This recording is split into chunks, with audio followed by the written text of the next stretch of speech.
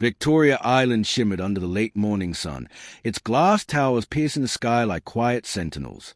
Inside Alade Towers, everything was polished, white marble floors, chrome elevators, and air so cold it seemed to freeze emotion itself. This was Tunde Alade's world, controlled, silent, untouchable. From his office on the 18th floor, Tunde surveyed the Lagos Lagoon, arms folded behind his back. Every inch of him reflected discipline, his navy Agba to press of perfection, his shoes gleaming. Yet beneath the tailored exterior was a man who could not bear to be touched. One brush of a hand, one accidental graze of skin, and panic would take over. It was his private curse, locked behind glass walls of success. "Chief Funk is here," his assistant announced. His mother rarely visited without a reason.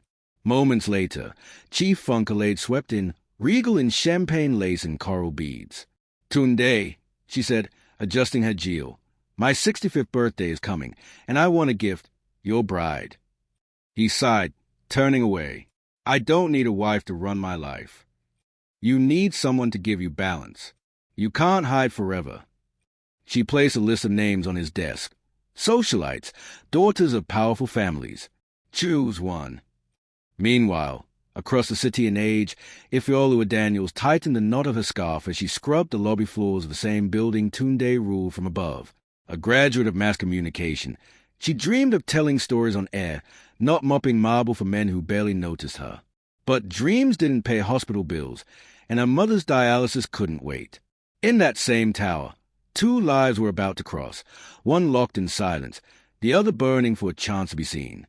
I've pushed the mop into the corner of the Alade Tower's lobby, humming softly to drown out the hum of the air conditioner. Her shift was nearly over, and her legs ached from hours of scrubbing the endless white marble floors. She straightened up, wiping sweat from her forehead, when the glass elevator doors slid open. Tunde stepped out, every inch the untouchable CEO. His Agbada was spotless, his expression cool. Staff quickly lowered their heads as he strode past. He had a way of making people feel like they were standing on the wrong side of glass, close, but never allowed in. I've glanced up just as his shoe slipped on a wet patch she hadn't yet dried. Instinctively, she rushed forward, grabbing his arm to steady him. Time froze. For a moment, her hand gripped his sleeve, her fingers brushing his skin, and nothing happened. No panic, no flinch, none of the usual chaos that a condition brought. Tunde's eyes widened.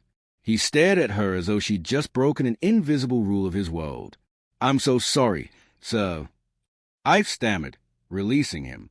"The floor, I was just—" He didn't respond.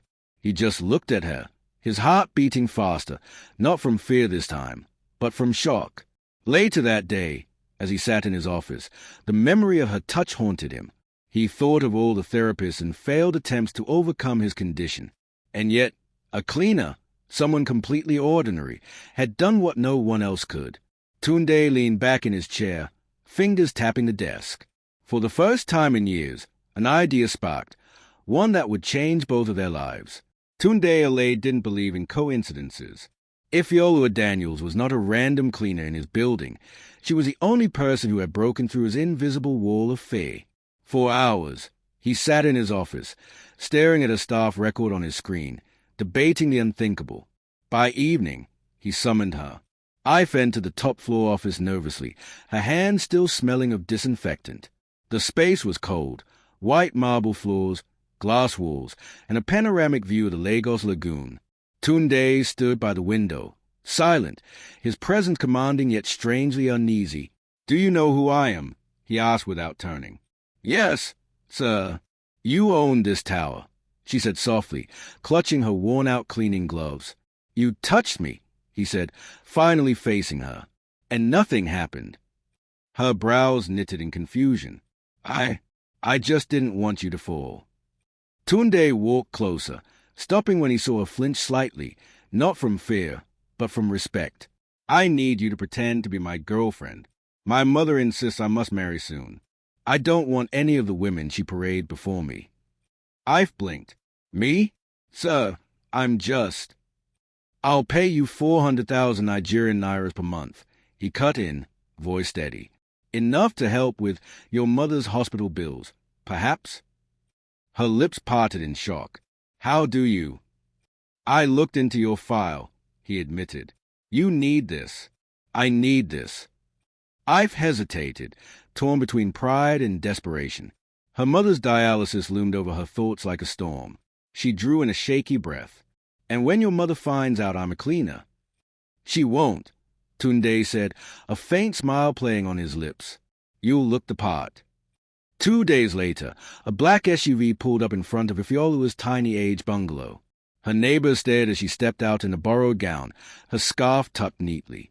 Tunde Alade's driver loaded her small bag into the trunk, his silence as polished as a vehicle. Banana Island was nothing like Age. The roads were quiet, lined with palm trees and mansions that gleamed like castles. When they reached Tunde's home, I felt her breath catch. The house stood like a piece of art, white marble walls, glass balconies, and a water fountain shaped like a lotus. Inside, the mansion felt even colder.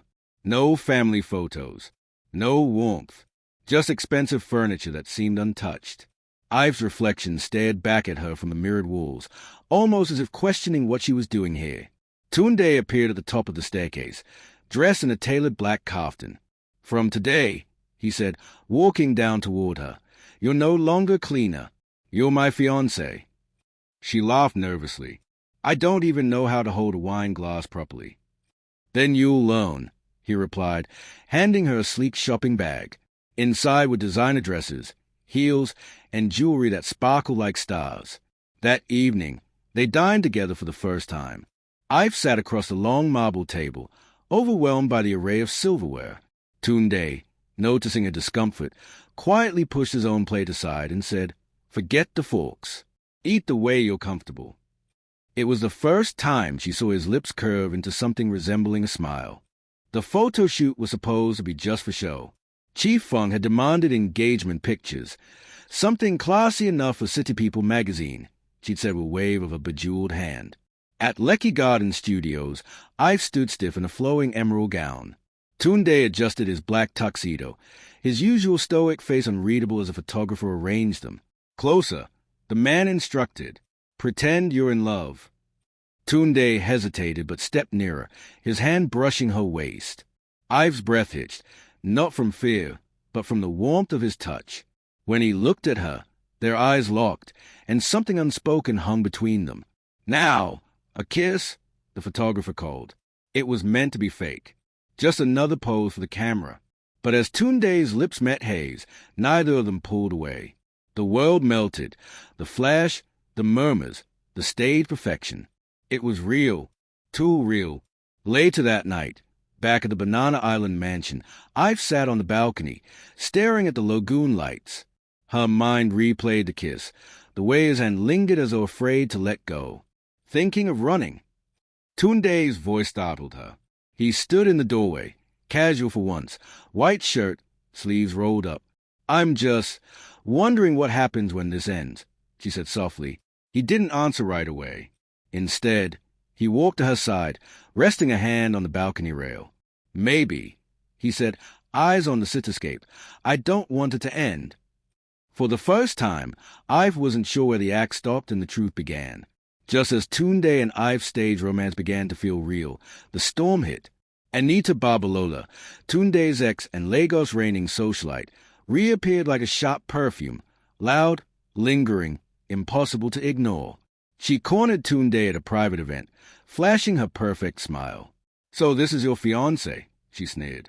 A cleaner from Age? Quite the fairy tale. Tunde. Within 24 hours, a blog headline exploded online. From mop to mansion, Tunde Alade's cleaner lover exposed. Photos of Tunde and Ive's engagement shoot, meant for Chief Funk's private collection, were plastered everywhere. When Ive saw the headlines, her hands trembled. She sat on the kitchen floor of the mansion, tears streaking her face as calls from unknown numbers flooded her phone. They are calling me a fraud, a gold digger, she whispered. Tunde found her there, his jaw tight. Ignore them. I'll fix this. Fix what? The truth? She shot back. I was never meant to be in your world. Tunde, I'm just a contract to you.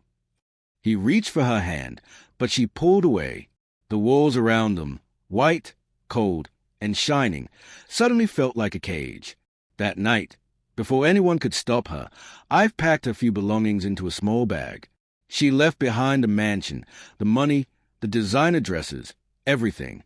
As she boarded a keek on the quiet Banana Island street, the driver asked, "Madam, anywhere?" "Age," she replied, voice shaking but firm. The Banana Island mansion felt hollow without her. Tunde stood in the living room, scrolling through endless blog posts. Each headline cut deeper. Allayed Group CEO dumped by cleaner fiancé. Anita's smirk flashed in his mind. He clenched his fists. Enough. He stormed into Anita's favorite lounge in 6, where she lounged like a queen in designer silk. "You leaked it," he said coldly.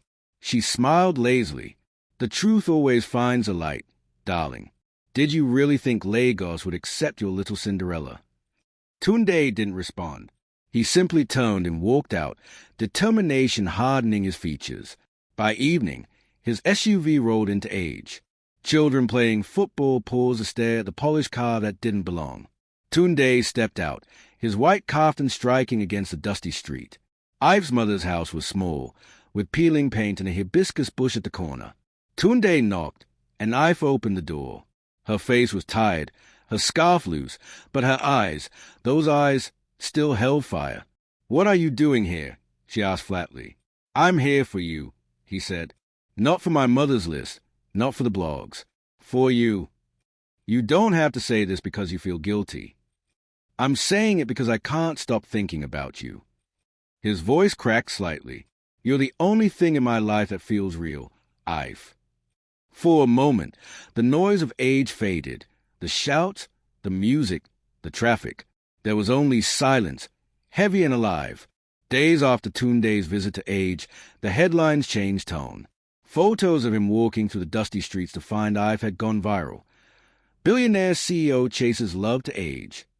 For the first time, Ive wasn't seen as a scandal, but as a woman who had stolen the heart of Lagos' most untouchable man. Tunde returned again, this time with no contracts, no conditions, just flowers and a nervous smile. "I don't care what they say," he told her, standing under the hibiscus bush outside her home. "I want you to be my wife, Ifeoluwa. Not for show. For real." Her mother, peeking through the window, whispered a soft prayer. The wedding was nothing like the flashy ceremonies Lagos society was used to. It took place at a quiet Lekki Garden restaurant, lanterns swinging gently as the ocean breeze wrapped around them. Chief Funk, in royal blue lace, wiped a tear as she placed a hand on Ive's cheek. "Welcome to the family, my daughter." Months later, Ive stood in Surulere at the newly opened Hope Center, her dream project for women like her, funded not by Tunde's wealth, but by her own grit and ideas. Laughter of children filled the space, painting it with life and color. That evening, as they sat together on the Banana Island balcony, Ive rested her head on Tunde's shoulder. "I'm pregnant," she whispered. He turned to her, eyes wide, then broke into the kind of smile that cracked every wall he'd ever built. They sat there in silence, watching the city lights twinkle like stars.